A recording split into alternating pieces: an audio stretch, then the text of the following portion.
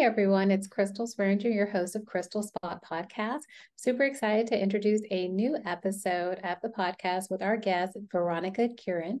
She is an entrepreneur and an author. She's the founder of Asterisk DAO and co-founder of, I should ask you how to pronounce that, Anodyne? Is that the correct Anodyne.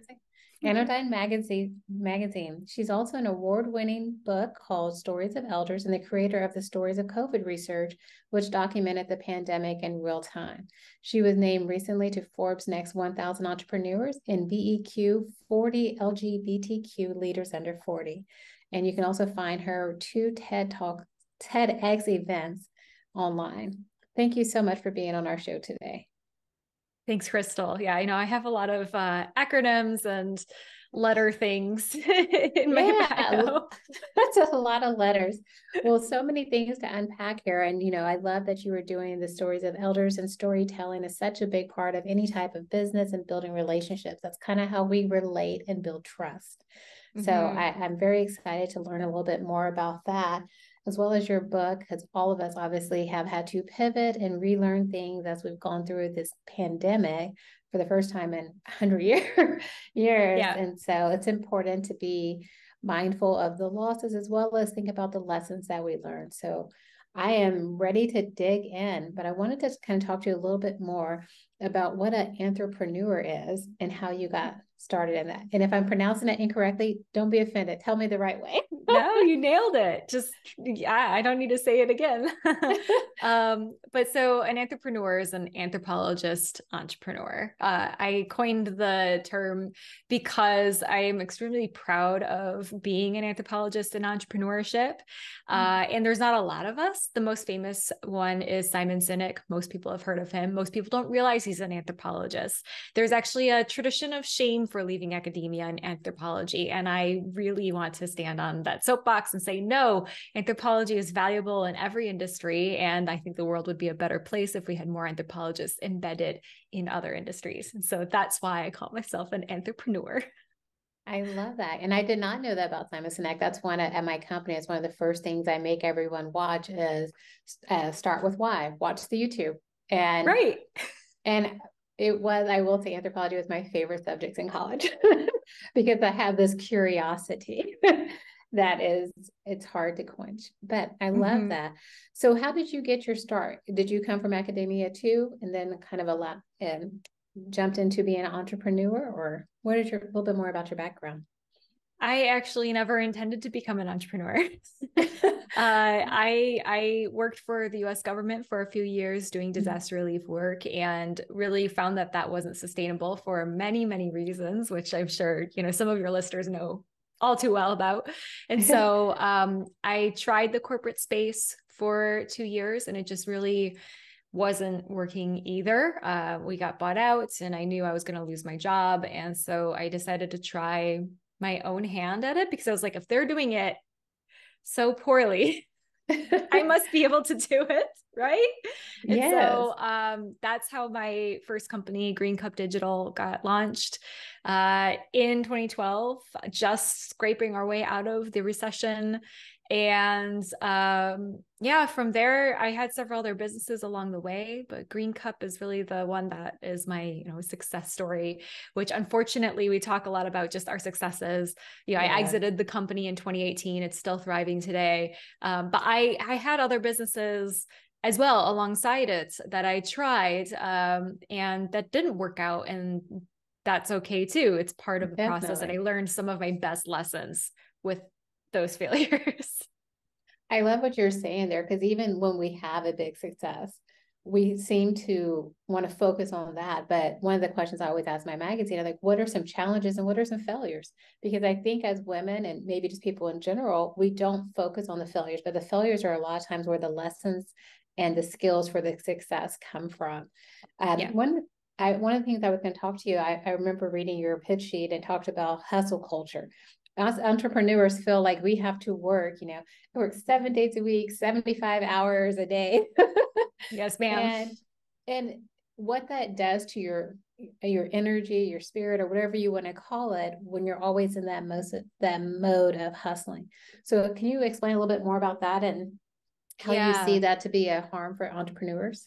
Oh, I just had the best conversation with another podcaster actually a few days ago. And she was like, what? You don't like hustle culture? I love hustling. It's so fun. And then we got to talking and I ended up coaching her a lot because it turns out she doesn't like hustle culture. She She thinks likes she's the supposed to. shiny, right? We're supposed to like it and it feels shiny. It feels like, well, I must be on the path to success because I'm working my ass off, Mm-hmm. right? Don't know if we can swear on here, but there we go. You can.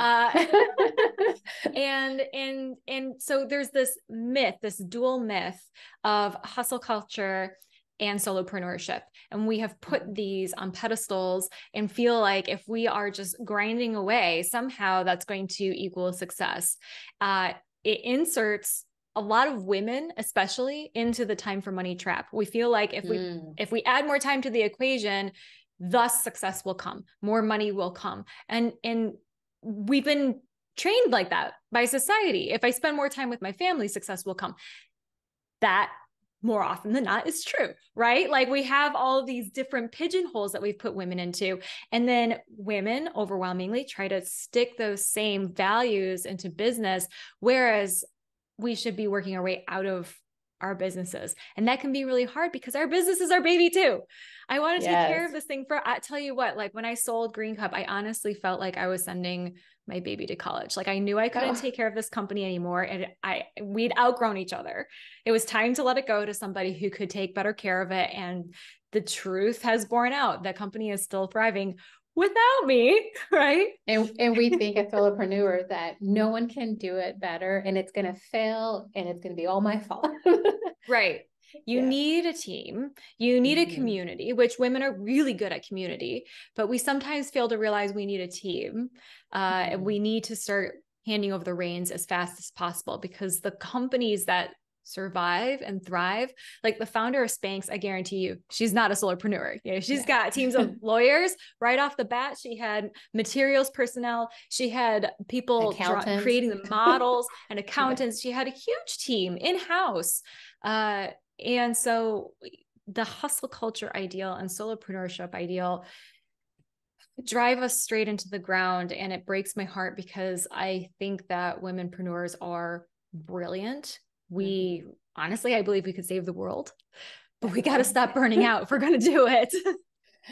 I agree 100%. You know, there's been studies that show if you give a woman head of household more money, then she's going to delegate that and run an efficient budget for her household because of the way we operate. And, you know, being a homemaker is a business.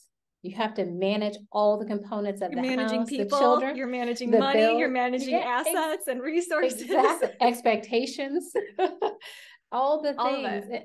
And I remember so my professional career is I have owned a real estate brokerage. I've done real estate for about 16 years. So kind of when you popped in, when the market was bad, I popped in when the housing market crashed. Yeah, you learn a lot though. You learn a lot when things are hard. But the whole mentality was like hustle harder, busy, busy, busy. How is the market? Oh, it's crazy. Well, no one wants to hear that because when you say it's crazy, I'm so busy, what you do is you shut off the entrance to having a conversation with you. Because most of us don't want to deal with someone who's like, I'm always hustling, I'm working. Then we're not going to ask you the questions that could lead to me being your client, customer, or build a relationship. So I think it's a very important conversation there. Yeah. And and I love what you were saying that we have to have teams.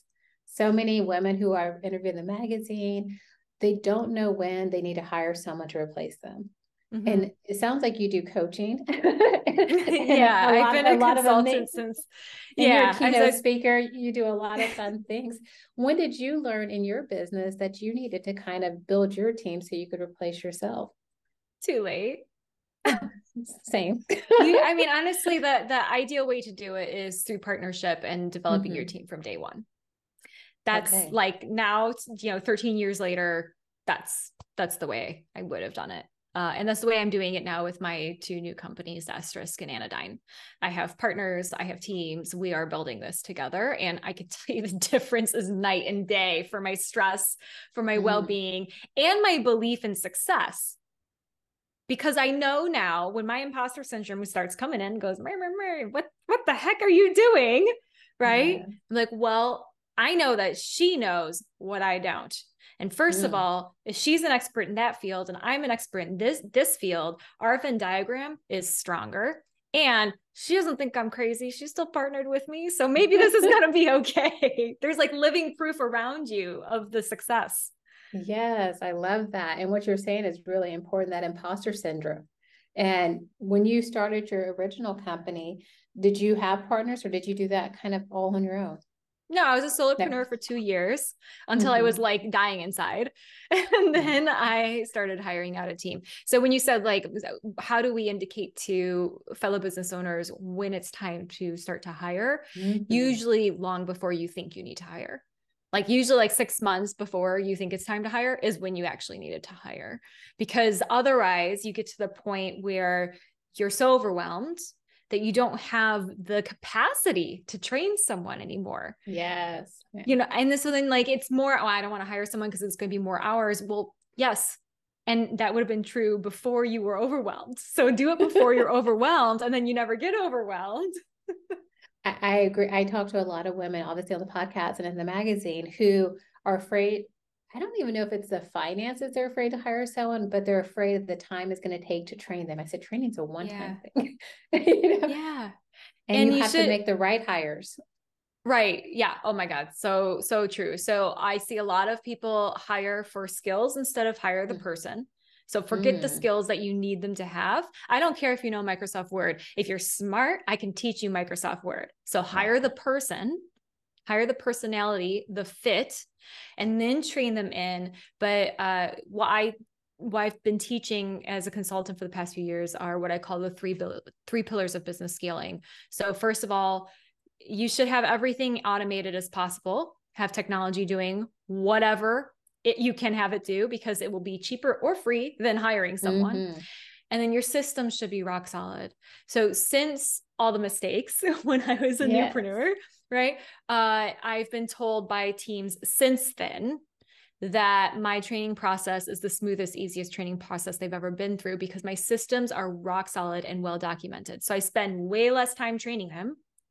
And they are empowered immediately. So they start being rock stars in the company immediately. It's so much better. So that's how you set yourself up for success as far as like the time for training goes. It shouldn't take a lot, actually, unless you're like teaching them rocket science and then just send them to college, pay for the college and then come back. Get your master's, PhD. I love that, because I think you're right. So many of us as solopreneurs, we don't have the system. So like, I just know how to do it. Right. It's like teaching someone to cook. Like your mom's like, oh, just a sprinkle of this and that. Well, what does that mean? Right. And then like, how are you going to pass that on to your grandchildren? Yeah. Because we're not going to have it written down. Or if you have a business that you're trying to sell in the future or scale it, most of the time businesses are bought for the database and the customers. But if you don't have systems to satisfy those things, then you're in a negative space. Yeah, definitely. Tell us a little bit about your books that you wrote. I'm interested in learning about the stories of elders. That just kind of resonates with me, because I feel like storytelling is so popular in many cultures, maybe not as many in American culture, but I'm hoping it comes back as you know, we have more elders who are willing and open to talk about the hard things. Yes. I love that the lid is coming off slowly but surely. Yes. So stories of elders kind of came out of my discomfort being in the tech industry and realizing how technology was reshaping my brain. Like I saw my own behaviors and socializations changing, and I was like, that's interesting. Am I comfortable with that? But like, do I need to be also? And so, you know, I'm an anthropologist. Anthropologists are inherently storytellers. We collect stories in order to then translate them to others. So oftentimes that's specifically in the vein of, this is how this culture works.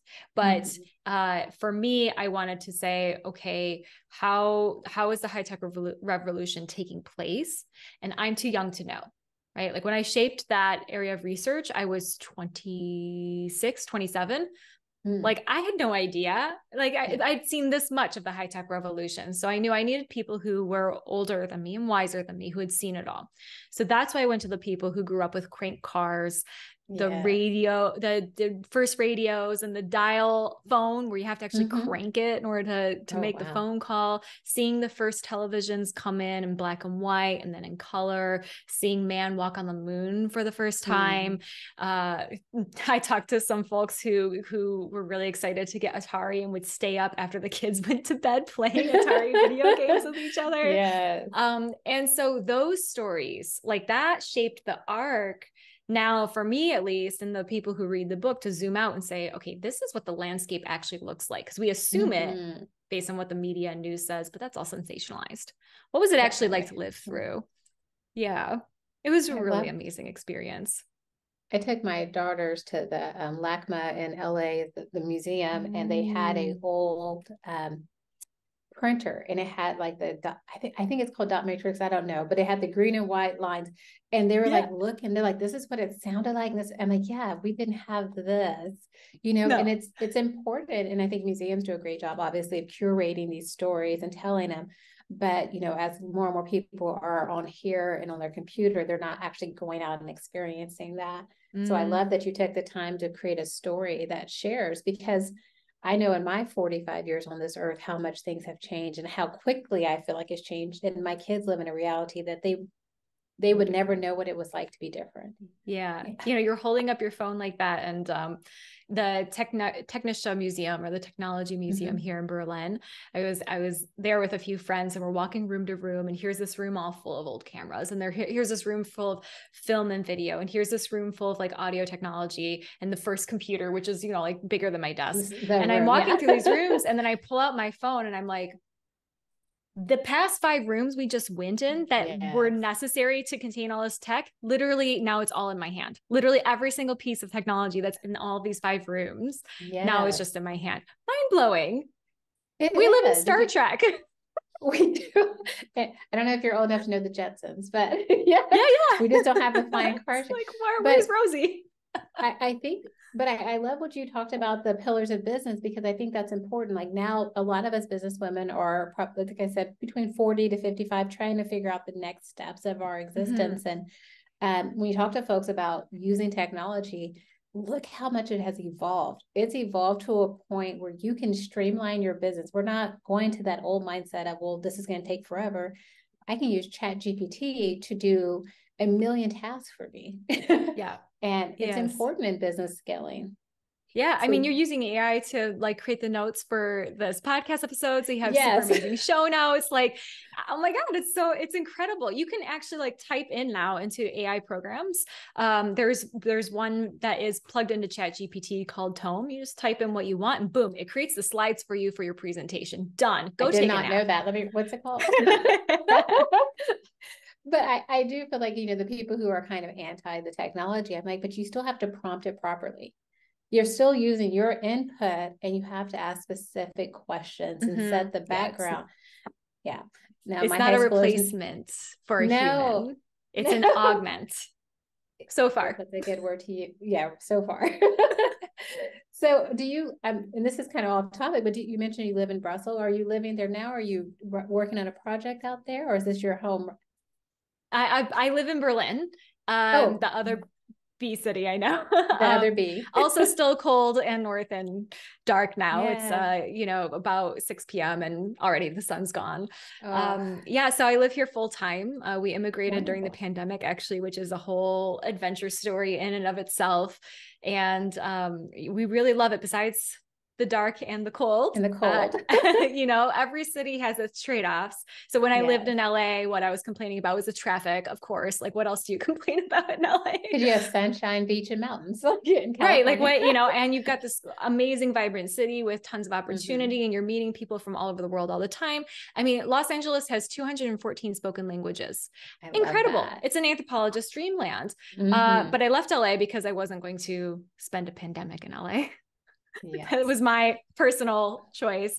And then we came to Berlin, where to compare, we have 178 spoken languages. So still very vibrant, very international city, very different from the rest of Germany. It's the tech hub of Europe and the startup hub of Europe. So tons of amazing projects coming out of here. Like, people don't realize HelloFresh is from Berlin. So is the Clue I app. love HelloFresh. Everybody It's HelloFresh. So that's from Berlin, right? So Okay. yeah, very vibrant, fun business city. Highly recommend. And you know, if you like cold, then come any time of year. If you like warm, then come in July. Just 1 month. Just in July, July. August. From the north of the United States. If you know those temperatures, Berlin is a little bit less cold and a little less warm. It's kind of just like more temperate on both ends. Yeah, I I love like that. it really hot. So, Me too. But you can travel. Like they have amazing and so I transportation do. system. Yes, find the equator. Go that way. Yes, ma'am. I love that. And I like what you mentioned. Like you made the conscious choice that this is how I'm not going to spend my pandemic, and found a place that kind of provided you with the culture. I know the last lady I interviewed too was like, she has moved abroad. And I think that's a brave statement. But one of the great things about being an entrepreneur, once you have a business that you can do anywhere, it opens more Yes. doors and freedoms. Yeah. So what And are that's the, always been my goal. yes, yeah. Are you from LA originally? No, I'm from Detroit originally. So you went from cold to warm to cold The again. cold. Oh, well, it's a journey, and that's all life is all about. What are That's true. So I wanted to ask you, I know you have several topics that you speak about, and you're a keynote speaker and very highly acclaimed with all your accomplishments, and you appear to be very young. I won't ask your age, but you look amazing. What are some things that you feel that you've learned that you could help other people who are kind of just stuck? Like, I'm stuck in this business, I'm stuck here. Obviously we know the global economy is kind of in disarray. Place.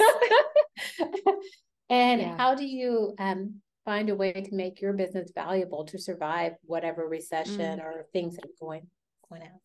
Yeah, that's a great question. And honestly, for me, when I feel stuck, I know that something is maybe misaligned with my values or sense of identity.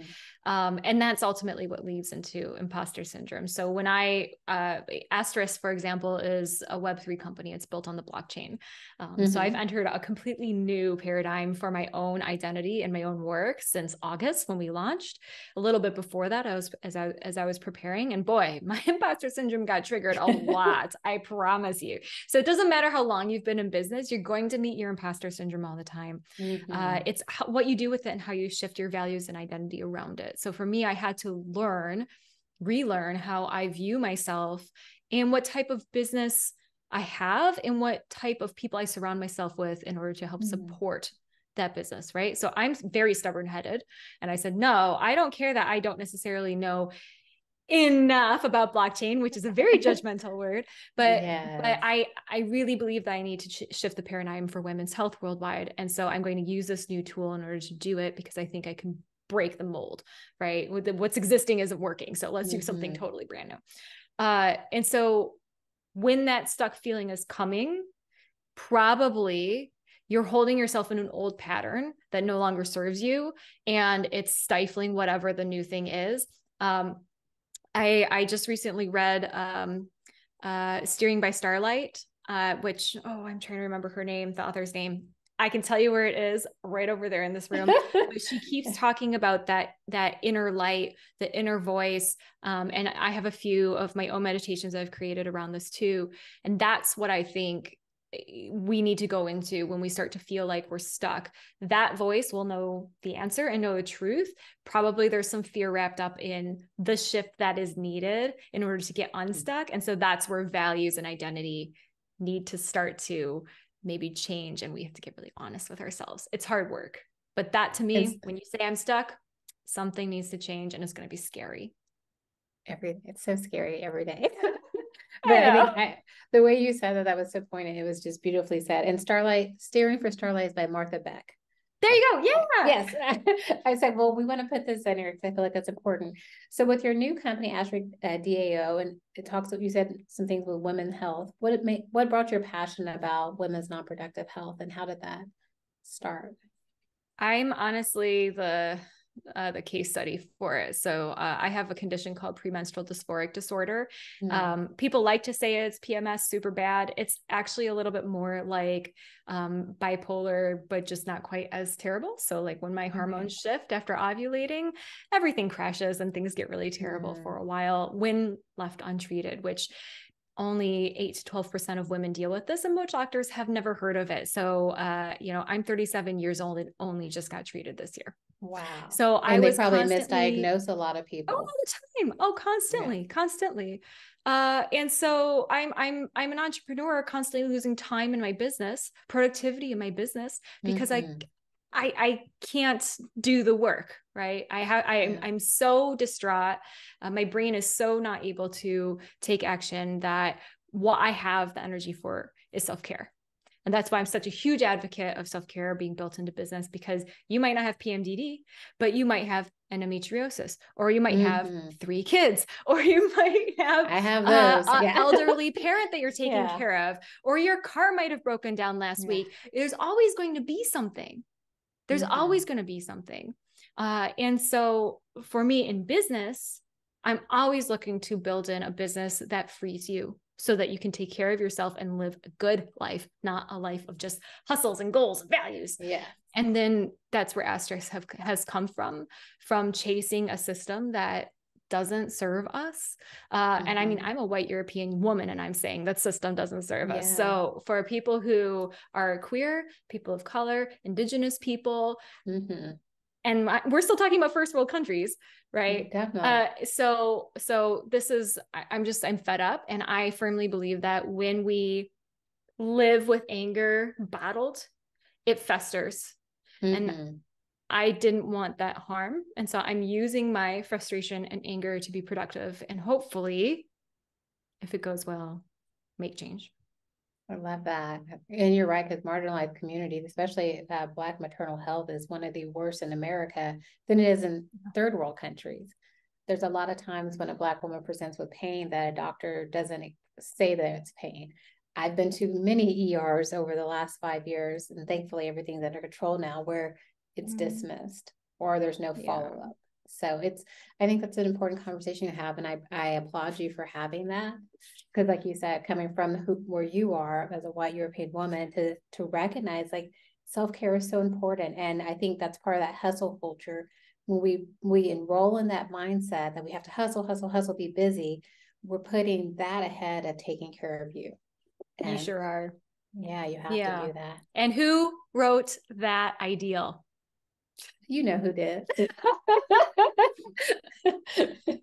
we know where all these bad ideas come from. And you know what? If I had a 24-hour cycle, I probably could hustle in a different way. Yeah. We don't. The reality of life is that we all have to fill our tanks back up somehow. Yes. Even with the little things. Well, I am so thankful that we were able to connect and you were able to be on the show today. Please tell everyone where they can find you, where they can book you for speaking events, and all of your social medias, and where they can get the magazine and sign up for your website too. Yeah. So the easiest place to go for just everything is veronicakirin.com. And I know that Crystal will have it in the show notes. Yes. Kirin is spelled like the beer. So if you know Kirin beer, go for it. But otherwise, veronicakirin.com. And you can find Asterisk, the women's health organization there, Anodyne Magazine, which is about Flinta health. So women and queer health, just stories and artwork. It's a literary magazine. I love that. And all my social media, my speeches. So if you're just like curious, like what the heck is this person talking about? Like go ahead and check them out. All the recordings are there. And also my scaling lab. So I've tried to make it as easy as possible to share the knowledge that I've built. I know that a lot of people are very stubborn like I am, and they believe that they can do it themselves. And I believe you too, if you say that. And so I've created a lot of courses and a library, which I just launched this week with the €1 club. So like literally €1, come into the library and get anything from a step-by-step 12-month list of everything you need in order to launch a business, all the way to how to scale that business and even exit the business and get a bonus every year, because who doesn't deserve a bonus every year? Exactly. I love it. Thank you so much. And I appreciate your time and being on here. Thank you so much for having me. And thanks for the work that you're doing. Thank you.